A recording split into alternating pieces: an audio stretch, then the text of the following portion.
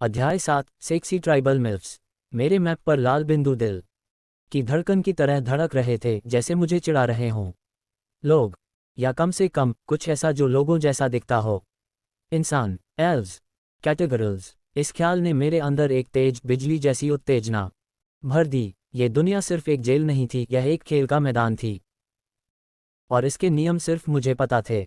मैंने उन लाल बिंदुओं की दिशा में बढ़ने का फैसला किया और अपने दिमाग से उस जगह को चुना। उसने लोकेशन को चिन्हित कर दिया और मैप ने दिखाया कि वह कितने किलोमीटर दूर है। वह मेरी जगह से 12 किलोमीटर दूर था। मैं खुद को गाली दिए बिना नहीं रह सका। तुम चाहते हो कि मैं 12 किमी चलूं? मैं तो मर जाऊंगा। मुझे इतना चलने का बिल्कुल मन नहीं था। फिर मैंने अपने कपड़ों की तरफ देखा और उस मैजिकल टूल के बारे में सोचा। मैंने सोचा, क्या इसे किसी वाहन में बदला जा सकता है? मैंने कोशिश की और अचानक वह टूल एक झटके में माउंटेन बाइक में बदल गया। मुझे एहसास हुआ कि यह सच में जादुई टूल है, बस मेरी कल्पना तक सीमित। मुझे नहीं पता था कि वे लाल बिंदु कौन या क्या थे, इंसान या कोई दूसरी जाति, और वे दोस्ताना होंगे या नहीं। इसलिए मैंने इंजन को इलेक्ट्रिक बना दिया ताकि आवाज न हो और उसी दिशा में चल पड़ा। जंगल बहुत घना था और माउंटेन बाइक के बावजूद चलाना मुश्किल था, लेकिन किसी तरह मैं वहां पहुंच गया और मैजिकल टूल को टी शर्ट और शॉर्ट्स में बदलकर पहन लिया। मैंने सामने का नज़ारा देखा। वह एक गांव जैसा लग रहा था, मिट्टी और फूस की झोपड़ियों वाला एक जनजाति इलाका। मैं अभी भी 500 मीटर दूर था और यहाँ से नीचे ढलान थी, इसलिए मुझे पैदल जाना था। मैंने सोचा पहले यहाँ के लोगों को देख लूँ और ढलान पर लेट गया ताकि कोई मुझे देख न सके। फिर से मैंने मैजिकल टूल का इस्तेमाल किया और उसे दूरबीन में बदल लिया। मैंने देखा कि वहाँ इंसान थे जो पत्तों के कपड़े पहने हुए थे। औरतों के कपड़े मुश्किल से उनके शरीर को ढक रहे थे। उनके शरीर के निजी हिस्से भी लगभग खुले थे। मैंने कुछ पुरुष भी देखे जिनके पास लकड़ी के भाले थे, जिनके सिरे पर नुकीले पत्थर लगे थे। कहीं ऐसा तो नहीं कि मैं एक 0000 BC में आ गया हूँ, या शायद पाषाण युग में? अगर ऐसा है तो मैं बुरी तरह फंस गया हूँ। मैं इन जंगली लोगों के साथ कैसे रहूंगा? मैं खुद को कोसने लगा। अचानक एक आवाज मेरे दिमाग में गूंजी। बधाई हो होस्ट, आपने सफलतापूर्वक अपने वर्तमान युग को पाषाण युग के रूप में पहचान लिया है। इस खोज के लिए आपको 100 परवर्ट पॉइंट्स दिए गए हैं। मदरफिकर। ये शब्द मेरे होंठों से धीमी अविश्वासी आवाज में निकला। मेरी उंगलियां गीली मिट्टी में धंस गईं। सिस्टम ने मुझे सिर्फ यहाँ भेजा नहीं था, उसने मुझे अतीत में फेंक दिया था। या शायद अतीत भी नहीं, शायद कोई समानांतर दुनिया, इतिहास का कोई विकृत रूप, जहां नियम अलग थे, जहां मैं अलग था। मैंने गहरी सांस ली। मेरा दिमाग तेजी से दौड़ रहा था। पाषाण युग, असली पाषाण युग। न शहर, न तकनीक, न कानून, बस जीवित रहने की जंग। और मैं, डेक्स्टर विलियम्स, एक अमर परवर्ट, इस सब के बीच फेंका गया। मैंने इनाम देखा, 100 परवर्ट पॉइंट्स। इस अजीब दुनिया में एक छोटा सा सांत्वना पुरस्कार।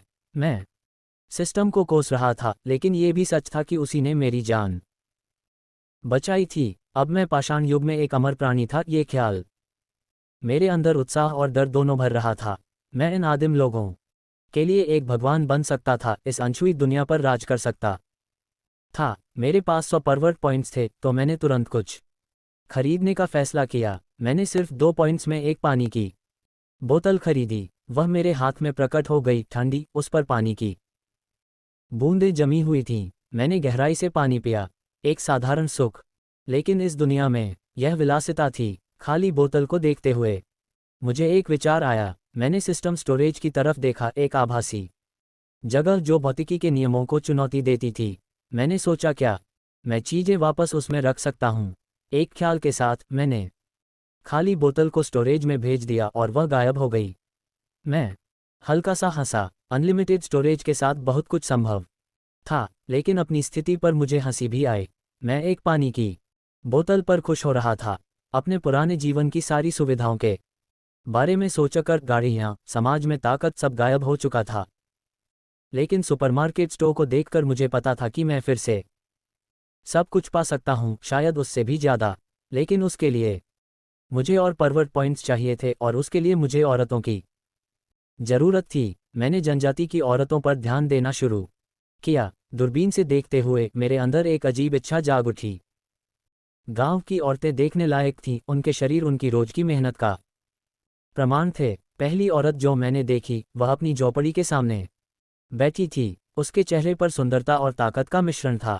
उसकी त्वचा का रंग अनोखा था, न पूरी तरह भूरा न गोरा, एक आकर्षक मिश्रण। उसका शरीर सुडौल था, पतली कमर, चौड़े कूल्हे और लंबे काले बाल जो उसकी पीठ पर गिर रहे थे।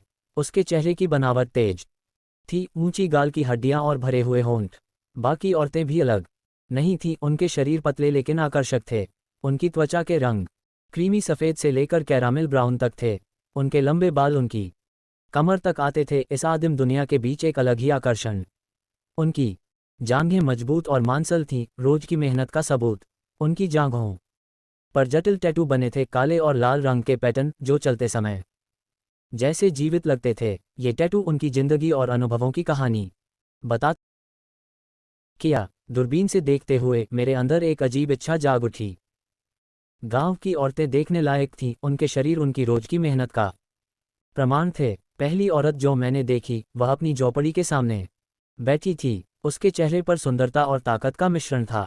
उसकी त्वचा का रंग अनोखा था, न पूरी तरह भूरा न गोरा, एक आकर्षक मिश्रण। उसका शरीर सुडौल था, पतली कमर, चौड़े कूल्हे और लंबे काले बाल जो उसकी पीठ पर गिर रहे थे।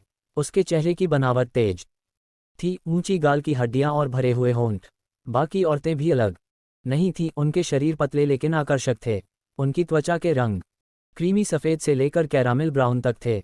उनके लंबे बाल उनकी कमर तक आते थे, इस आदिम दुनिया के बीच एक अलग ही आकर्षण। उनकी जांघें मजबूत और मांसल थीं, रोज की मेहनत का सबूत। उनकी जांघों पर जटिल टैटू बने थे, काले और लाल रंग के पैटर्न जो चलते समय जैसे जीवित लगते थे। ये टैटू उनकी जिंदगी और अनुभवों की कहानी बताते थे। उनके गले में हड्डियों से बने हार थे जो मेरी पुरानी दुनिया में घिनौने लगते, लेकिन यहाँ वे सुंदरता और ताकत का प्रतीक थे। वे हड्डियां चिकनी और चमकदार थीं, इस कठोर दुनिया के बीच एक अलग ही विरोधाभास। और उनके सीने के बीच वे ऐसे टिके थे जैसे उनके शरीर की गर्माहट को महसूस कर रहे हों।